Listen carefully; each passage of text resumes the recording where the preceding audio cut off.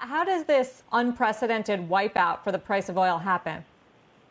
I think we thought that it could go negative. We've seen negative numbers for megawatts in electricity and propane and natural gas in the middle of Texas. But the scale of it, I don't think anyone was predicting this.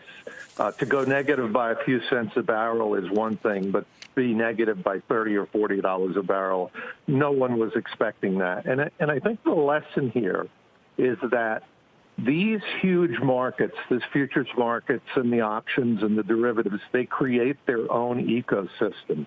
And it really was the intricacies of the ecosystem with too many paper longs and too many people on the wrong side of the trade, all trying to get out through a door that only allowed a few of them out today. And Tom, just go one step further on that, if you may. I mean, so this is being driven by financial market participants, by speculators, not by the fundamental economics of supply and demand for the hard commodity. Is that right? I would agree with that. And there's many times where it's being driven by fund flows and fund money, and it gets driven too high. This is the first time where I've seen it, and it's been driven to unprecedented negative numbers. The mistake would be if people look at these numbers today for May WTI, and they think of it as more than just a paper phenomenon.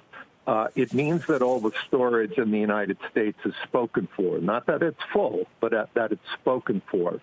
And we knew that oil would have a tough time in April and May. We still see the market turning and rebalancing in the second half of the year, and particularly toward the end of the year. But we have this complete anomaly today, which is unprecedented. I was just going to ask what changes, what turns the tide? Is it when we start to see these states and countries around the world reopen, then I guess demand goes up, and then that changes the math toward the end of the year? I mean, what's to say that June won't continue to go down like this and other months in between? Well, I think we can expect May to be equally as messy for the June contracts. But I think what changes is, it was a historic OPEC plus accord. Now, you heard 9.7 million barrels a day. You also heard the president talking 20. I think the difference between the two is all of the crude oil that'll get shut in. If you're talking about tight oil and shale, you're talking about virtually no oil plays that are going to be above break even right now.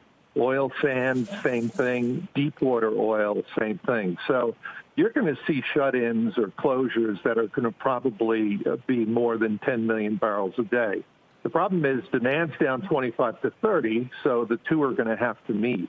And it's going to take some time. We didn't develop a glut in 30 days. It took a longer time.